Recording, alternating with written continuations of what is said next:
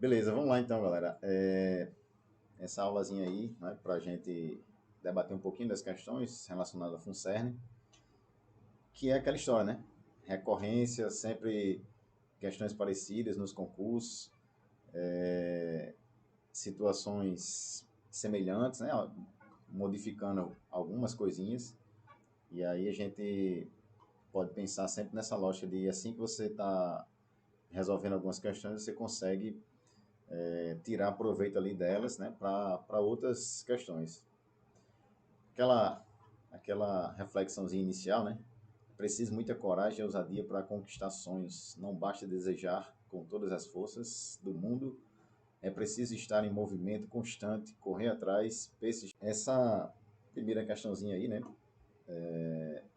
Bem interessante, daquela lógica das abordagens, mas é uma questão que não fala assim especificamente de abordagem, né? A gente identifica que está falando, né, de uma abordagem pelo que se tem no texto, né? Então, é importante já pensar que desde o início na hora da prova, resolver as questões com a maior calma possível, né? Dentro desse aspecto aí do controle, da ansiedade e tal. Mas, assim, naquela situação de você tentar identificar trechos que favoreçam para a sua resposta ali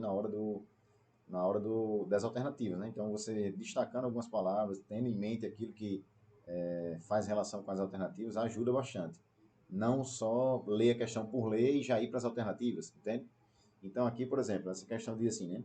A educação física é uma prática pedagógica que, no âmbito escolar, tematiza formas de atividades expressivas corporais, como jogo, esporte, dança e ginástica. Desse modo, estas formas configuram uma área de conhecimento que podemos chamar de. E aí é aquela lógica. Quando a gente fala desses conteúdos, né? Jogo, esporte, dança, ginástica, entre outros, quando se trata de área de conhecimento, a gente sabe que, analisando as alternativas, a gente tem a letra A, cultura corporal, que é um aspecto, né, de uma área de conhecimento. Exercício físico não é a área de conhecimento, nem atividades lúdicas, nem a área esportiva, né? A gente pode considerar, dentro da educação física escolar, e é importante que você veja lá no início da questão, aquilo que eu acabei de falar, né? É, você tem que destacar, porque essa questão aí, ela está falando do âmbito escolar, né? Então, você pode confundir, assim, achando que, não, a parte de exercício físico realmente é uma área de conhecimento da educação física e tal, mas isso aqui está destacando do ponto de vista da escola, né? Você, lógico que nas aulas a gente fala de exercício físico e tudo, mas não como área de conhecimento aqui, né? Então, nesse caso, a questão correta aí, né, para a gente pensar na lógica do gabarito, a gente tem essa questão letra A, né? E aí vocês devem imaginar essa situação de que quando a gente está falando da cultura corporal, a gente está falando de que abordagem. Essa pergunta eu vou deixar específica para Erasmo, que ele disse que nunca mais ia errar. Erasmo, quando a gente está falando de cultura corporal, a gente está falando de que abordagem da educação física escolar? Sim. Crítico, Superadora. superadora, boa. Cultura corporal, né? É, Então, é. Fugiu na hora aqui da cabeça, viu? sim, sim. Steve entrou aí também. Fala, Steve, beleza? Quando a gente está falando dessa lógica aí, né, de alguns termos, de algumas abordagens, a gente precisa pensar nisso, né? Por exemplo, a cultura corporal a gente sabe que é um termo que foi destacado lá pelo coletivo de autores, né? E o coletivo de autores está atrelado a essa condição da abordagem crítico-esperadora.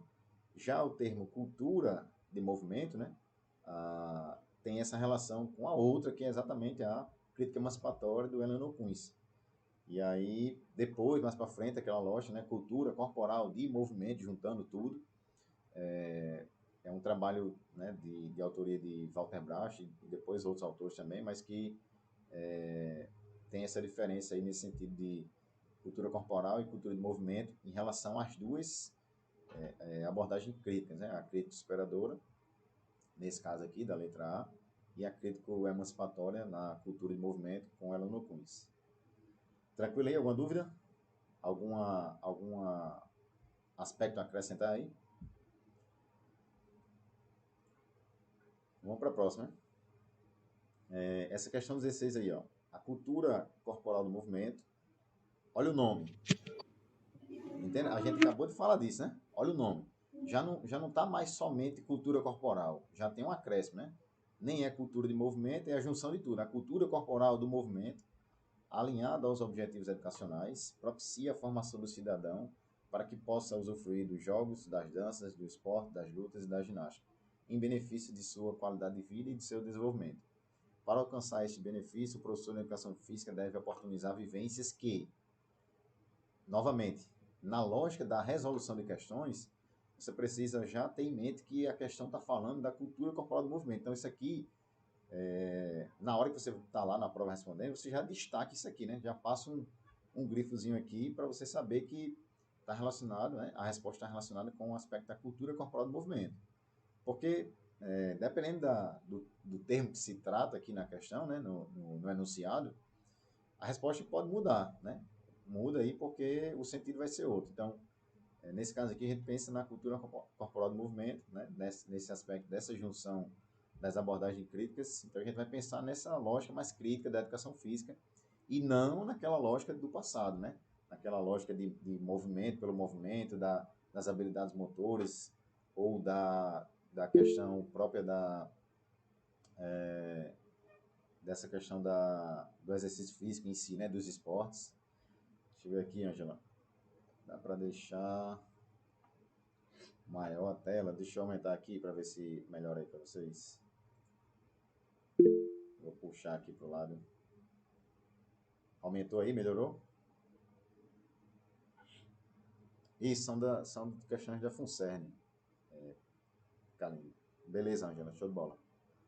Então, vamos lá, né? Letra A. Democratiza, voltando aqui, né, um pouquinho antes da alternativa. Para alcançar esse benefício, o professor de educação física deve oportunizar vivências que democratizem as práticas e incluam a todos, priorizem o elemento lúdico e transmitam valores, saberes, competências e habilidades. Então, dentro de uma lógica do que a gente tem na educação física escolar hoje, considerando a cultura corporal do movimento, é um aspecto interessante democratizar as práticas, né? Ou seja, proporcionar uma variedade de conteúdos, inclusão de todos, outro aspecto importante, priorizar o elemento lúdico também, né? Transmissão de valores, saberes, competências e habilidades. Então, essa questão letra A aqui, ela tem aquela lógica de estar tudo encaminhado para ser a alternativa correta, né? Então, você já fica de olho nela aí e vai analisar as outras, né? Letra B, enalteçam a melhoria da performance e viabilizem a descoberta de talentos esportivos para compor a equipe das diversas modalidades esportivas. Veja só, entende que aquilo que eu acabei de falar, né? Nessa letra B, entende que isso pode ser uma resposta correta se o termo que está lá no enunciado fosse outro. Percebe isso? Se a questão dissesse assim, ó, dentro da lógica da educação física esportivista, né? O que o professor deveria fazer para alcançar os benefícios dessa tendência na educação física. Aí, essa letra B se encaixaria bem, né? Enaltecer, melhoria, performance, né? Os atletas, o talento esportivo. Então, é aquela história. É preciso entender exatamente o que é que a questão está pedindo para não chegar aqui nessa letra B, marcar ela, né? E de repente sair lá da prova, né, na escola, dizendo que a letra B, a questão 16 estava de graça, né? É para a gente organizar as equipes, procurar os talentos na escola e tal. Então, dentro da lógica da cultura corporal do movimento, não é isso, né? Letra C. Assegure o domínio do gesto motor, cuja finalidade é promover a autoexclusão por não dominar o gesto específico. Dois aspectos aqui para analisar, né? Primeiro, não é somente a lógica do gesto motor, né? E muito menos promover essa autoexclusão, né? Na verdade, a gente tem a lógica contrária de pensar no aspecto da inclusão, né? Letra D. Priorizem a repetição do gesto motor para aperfeiçoar a motricidade, sem se preocupar com os elementos de formação do cidadão.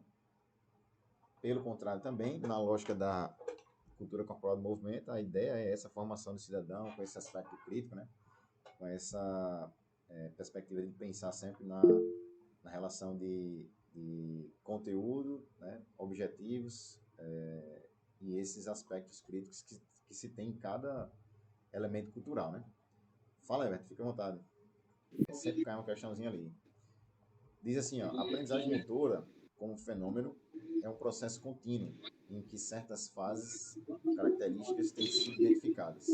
Uma fase inicial, denominada de cognitiva, uma fase intermediária, denominada de associativa, e uma fase final, também conhecida como. O que é que vocês marcariam aí nessa questão? Performance autônoma, alinhadora ou espetáculo?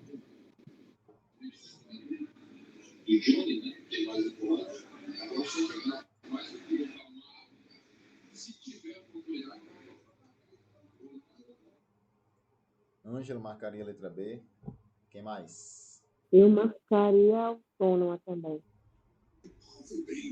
B também. Certeza nenhuma eu ia na B, mas não com certeza. Eu ia na B também. Beleza, show de bola. Todo mundo aí na B, né? Entra também nessa lógica do que Everton acabou de falar, né? Assim, nesse sentido de você pensar. A gente está falando de aprendizagem motora, né? Essa aprendizagem motora está dentro ainda de uma lógica de você estar aprendendo ali aquela habilidade. E aí, nessa fase inicial, uma fase que é cognitiva, de você relacionar com o que é para fazer, né? Quando, por exemplo, o professor pede para no caso aí de Kalim, no exemplo de Kalim, né? Pega a raquete, segura aqui na pontinha, mira ela aqui para frente e bate na peteca aqui bem no meio. Então, essa é a fase cognitiva, de entender o aspecto motor, né?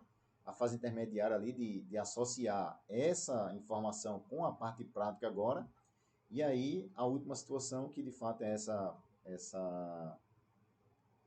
parte autônoma, que é você ali, de fato, praticar, né? E desenvolver a habilidade, né? E aí, depois de desenvolvido, você consegue dizer que a pessoa tem ali o aspecto da aprendizagem motora.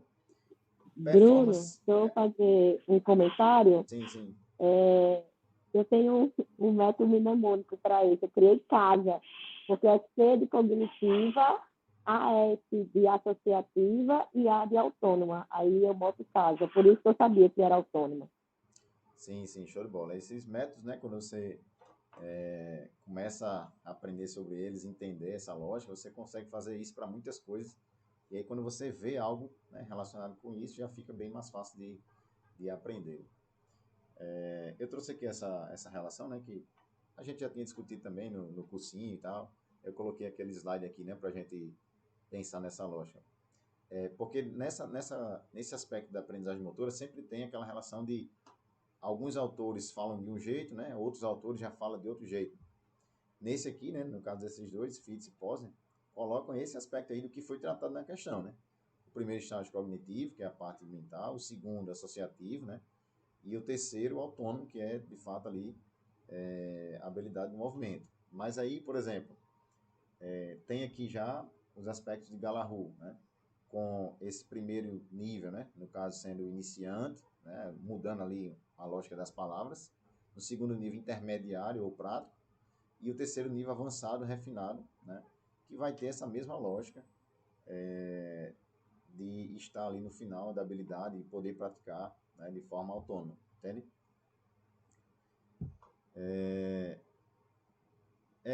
Tem alguns aspectos aí, Everton, que às vezes na própria faculdade os professores não comentam muito sobre isso, né? Assim, não destacam, né?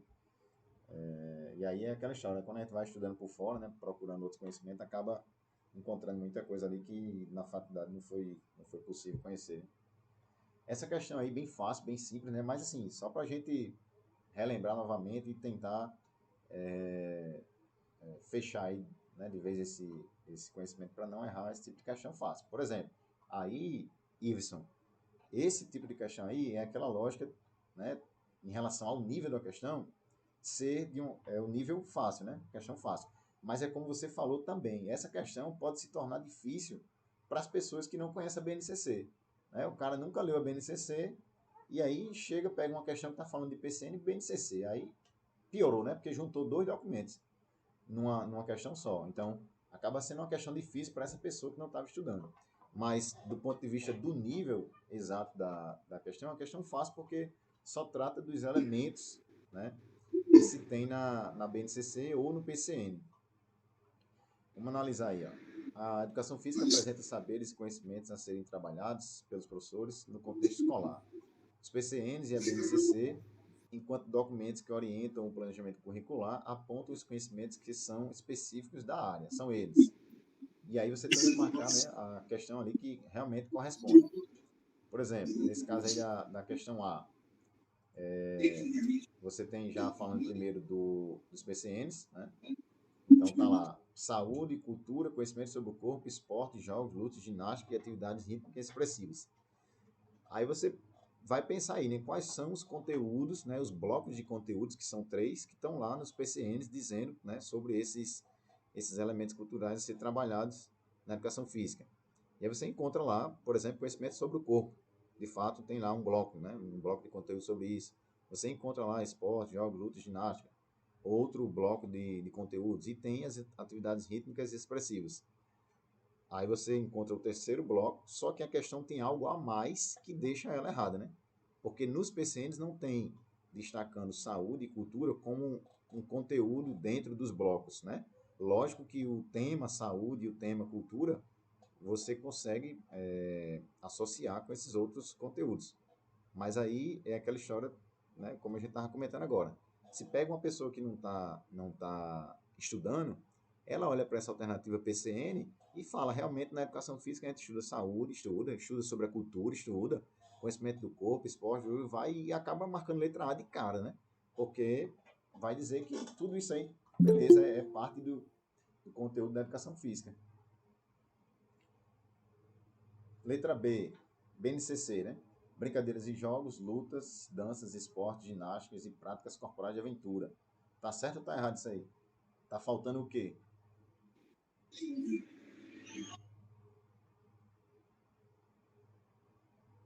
Tá faltando alguma coisa aí na B? São quantas unidades temáticas na BNCC? Quem lembra? Quantidade? Sei, São 6, tá certo, né? Eu acho que tá certo. tá certo, tá faltando ela não, são 6. 6 unidades temáticas, 7 categorias de esporte e 8 dimensões de conhecimento. Show. E dança não entra aí, não? E não tem dança na B, menina, né? A terceira, brincadeira de jogos, Sim, não, lutas, não. danças, De esporte. fato, não, é que eu tava confundindo aqui a lógica. Viajou. Foi viajada. Letra C, né? Brincadeiras de jogos, lutas, atividades rítmicas expressivas. Começou a misturar, né? Misturou BNCC com o PCN. E a letra D, conhecimento sobre o corpo, esporte, jogos, brincadeiras, né? Meio ambiente, pluralidade cultural. O que é que tem tanto nessa letra D aí? Tem PCNs na letra D?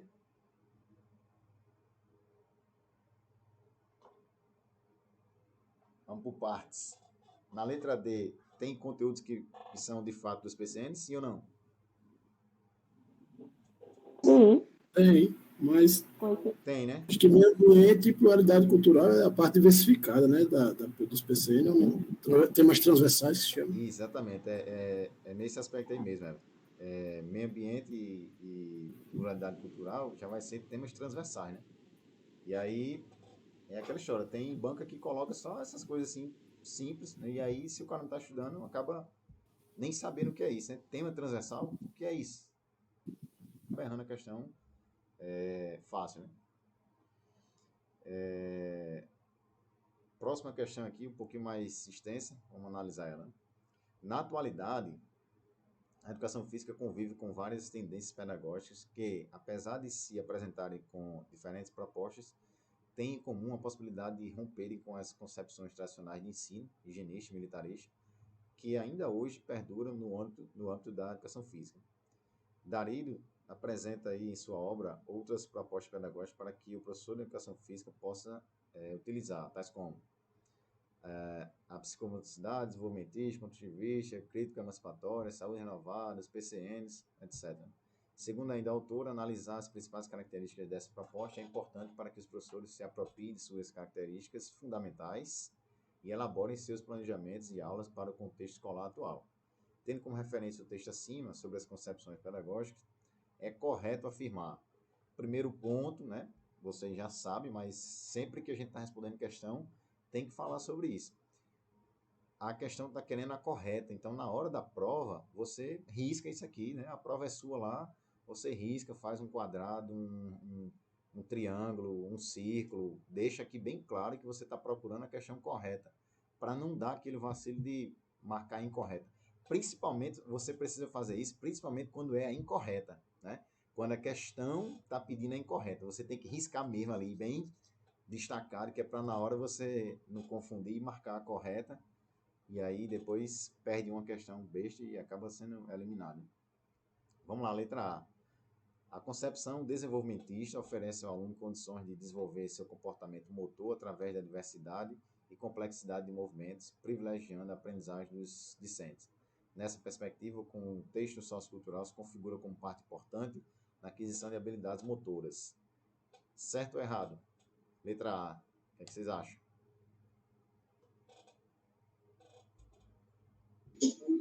Acho que Acho que está tá. errado aí.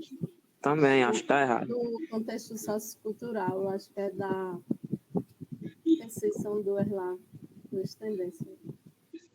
Show de bola. Uma das críticas, né, que se tem, a gente já viu isso também, quem participou das aulas anteriores, uma das críticas que se tem exatamente a abordagem desenvolvimentista é o fato dela não destacar o aspecto sociocultural. Nesse caso da questão, ela fica errada exatamente por isso, né, porque a banca está colocando aqui como se isso fosse realmente parte da abordagem, né, e não é o contrário. Letra B. A concepção crítico-esperadora baseia-se na justiça social, mas não leva em consideração a valorização e contextualização dos fatos, bem como o resgate histórico. Nessa perspectiva, os conteúdos devem ser trabalhados ao longo das séries, pois se entende que eles devem ser apresentados de forma objetiva. Certo ou errado? É Essa errado letra também. B. Também acho que está errado também. Letra B. Qual é o erro dela aí, Everton? Essa não levar em consideração a contextualização dos fatos é importante e o resgate histórico Show de bola, isso nessa aí. abordagem. Exatamente. A abordagem é exatamente isso, né? Trazer esse aspecto aí de valorização dos fatos, do contexto histórico, né? Da justiça social. Então, a banca coloca ali exatamente isso, só um trechinho ali bem suave, mas não leva em consideração e você, se você fizer a leitura rápida ali, acaba achando que está tudo certo, né? E vai embora para outra alternativa e para outra questão, marcando essa como correta, né? Isso aqui está errado. Né? Letra C.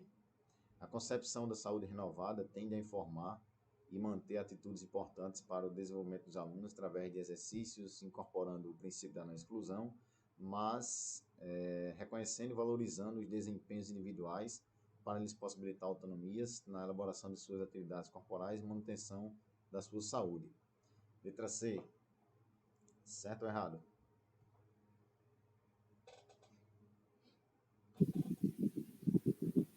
Acho que é errado também por conta desse desempenho individuais. Aí, deixa eu ver. E aí, Júnior? O que tu acha? Tu acompanha a relatora?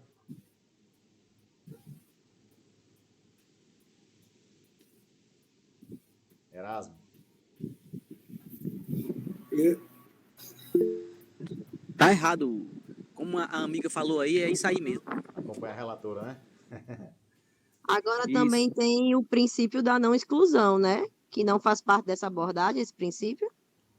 Isso, Ou eles utilizam também?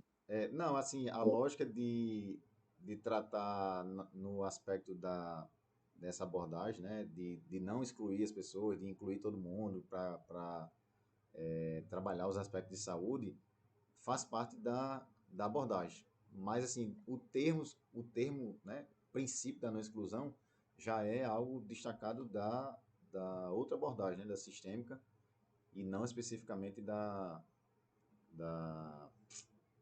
saúde renovada. Né? E aí só sobra a letra D, né? Eu acabei esquecendo de destacar aí o erro que é esse mesmo do desempenho, né? Desempenho individual, na letra C, certo? Aí sobra a letra D, né? Com os elementos que são, de fato, da abordagem psicomotora, né? envolve aí o desenvolvimento da criança, iniciado a aprender com todos esses processos, cognitivo, afetivo e psicomotores, né? Procurando garantir a formação integral. Show de bola? Ah, não, eu coloquei aqui, mas apareceu depois, né? Ficou invertida aqui a ordem.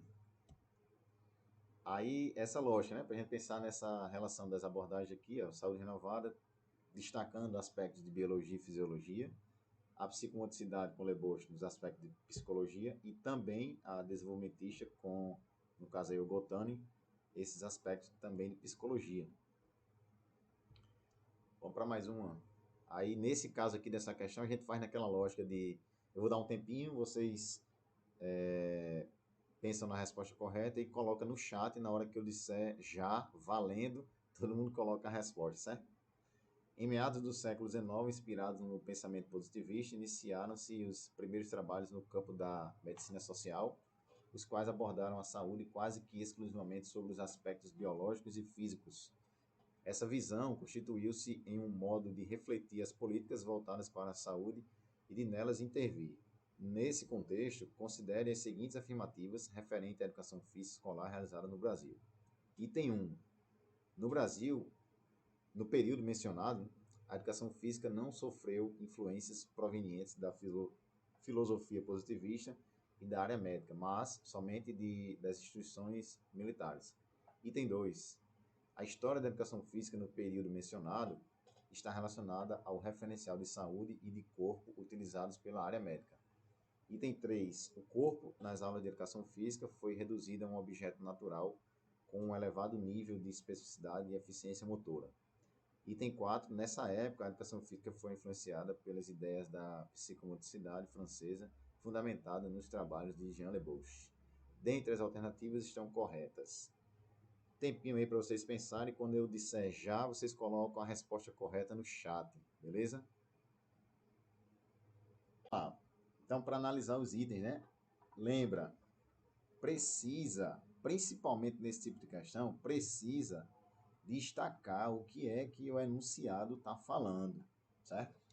Não vá responder na hora da prova lá. Eu sei que aqui fica mais difícil porque vocês estão com a questão na tela, né? Aí. Mas na hora da prova, risca a prova lá com esses pontos-chave da questão para não vacilar, né? Por exemplo, em meados do século XIX. Então, né, primeiro aspecto para você pensar aí, não é agora, não está falando da educação física agora. Está falando da educação física lá atrás, né?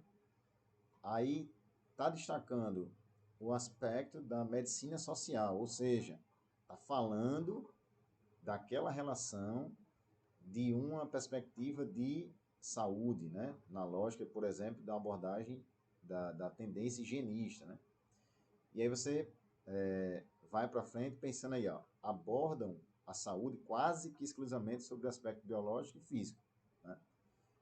Essa visão constituiu-se de um modo de refletir as políticas voltadas para a saúde e nelas intervir. Nesse contexto, considera as seguintes afirmativas referentes à educação física escolar realizada no Brasil. Nesse aspecto aí, dos anos 19, pensando na medicina, né, que faz relação com a tendência higienista. Então, vamos ver. Sempre que tem questões com itens, né, vocês já sabem disso também, você analisa um item e vai lá para as alternativas para ver o que você consegue eliminar, né, para tentar já ir ajudando aí na hora de você analisar outros itens. Nesse primeiro item, por exemplo, né, no período mencionado, a educação física não sofreu influências provenientes da filosofia positivista e da área médica, mas somente de instituições militares.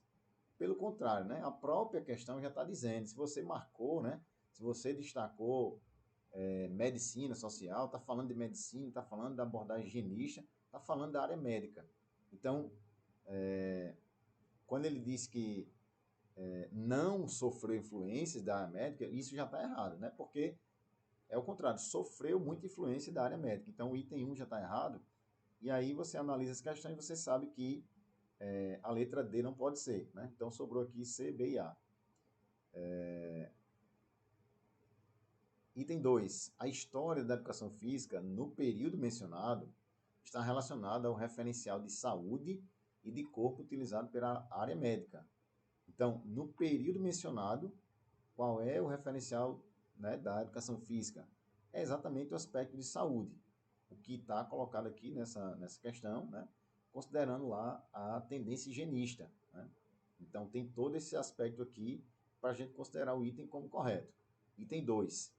Tem que ter o item 2 na resposta como correta. Então, você faz o que? Analisando as alternativas. Você já elimina a letra A, porque tem que ter o 2. Então, a resposta ou é B ou é C, certo?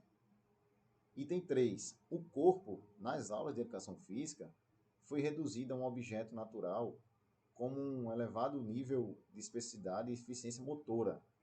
Naquela época, certo? Sempre pensando na lógica da questão. Naquela época, de fato, o corpo na educação física era visto apenas como um objeto. Naquela lógica de você fazer ali a atividade motora, né? Polichinelo, não sei o que, flexão, corrida e tal, nessa eficiência motora que se diz aí na questão. Então, de fato, naquela época, a gente não tinha o corpo como esse elemento cultural, como toda essa questão que se tem hoje dentro da cultura do movimento, da cultura corporal do movimento, né? Era apenas aquela ideia de um objeto que precisava ficar forte, precisava ter saúde para estar pronto ali para as guerras, para o que viesse, né, dentro dessa lógica das tendências ali higienista e militarista. Então, item 3 também correto, a gente fecha aqui a questão C, né? Aí você analisa o item D, né, para o item 4, para fechar. Nessa época, a educação física foi influenciada pelas ideias da psicomotricidade francesa, fundamentada nos trabalhos de Jean Le Bosch. Isso aqui, de uma lógica, né, a partir da vírgula, tá certo. A educação física teve influência de Jean Le Bosch, né, na questão da abordagem psicomotora. Só que não foi nessa época. Foi em uma outra época, que mais para cá, já século XX, chegando nos anos 70, e aí isso fica errado exatamente por esse aspecto, né?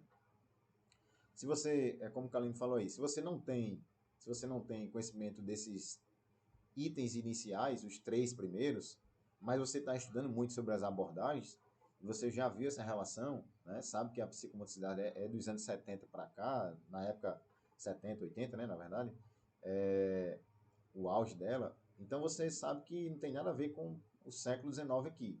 E aí você já faz isso, elimina a letra A e a letra D, né? Na verdade, a letra B também, né? Porque tem o item 4 aqui. Então, assim, só o fato de você conhecer a abordagem psicomotora, você elimina o item 4 aqui e fica só com 2 e 3. Mesmo que você não saiba o que está no item 2, não sabendo de forma realmente, né, pelo conhecimento, você tem que confiar que o item 4 está errado e você tem que eliminar ele e marque letra C e vá-se embora, né? As avaliações de educação física escolar tradicionalmente se resumiam a alguns testes de força, resistência e flexibilidade, medindo apenas a aptidão física do aluno. O campo de conhecimento contemplado atualmente na educação física escolar vai além dos aspectos biofisiológicos.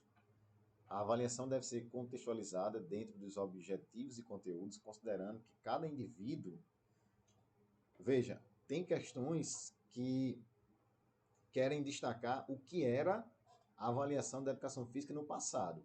E aí você precisa marcar a alternativa que fala desse tipo de avaliação. Teste de força, resistência, flexibilidade.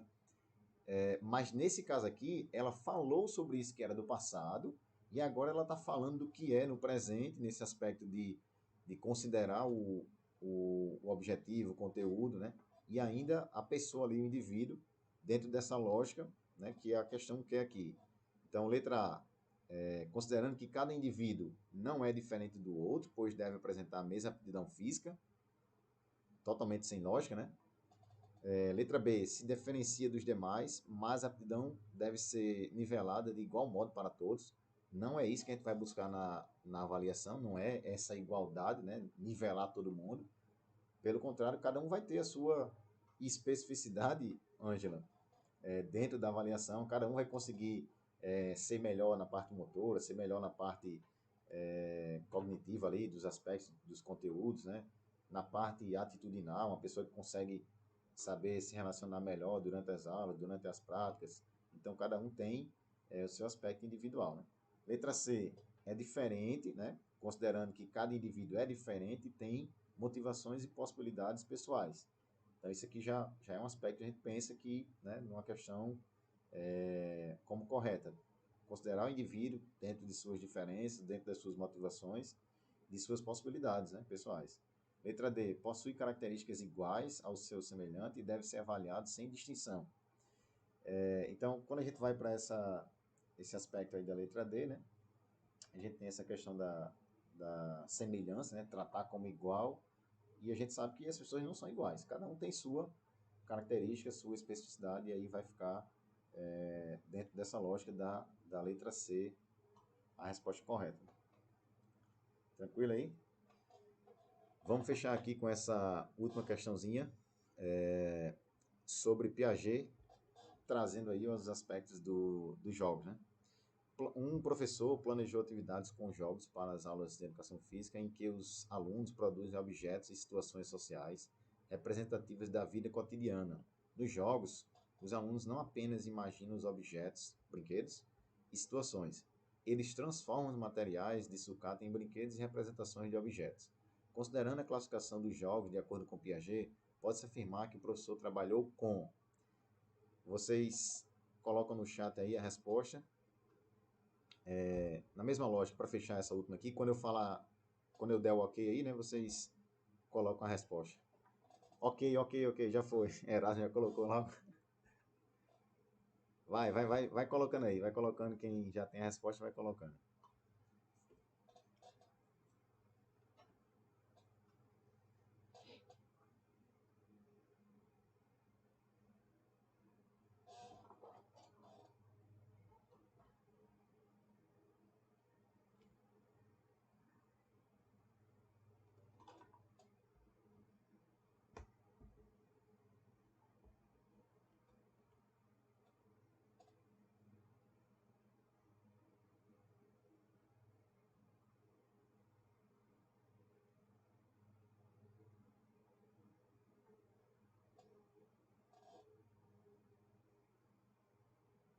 Fechou, né? Todo mundo?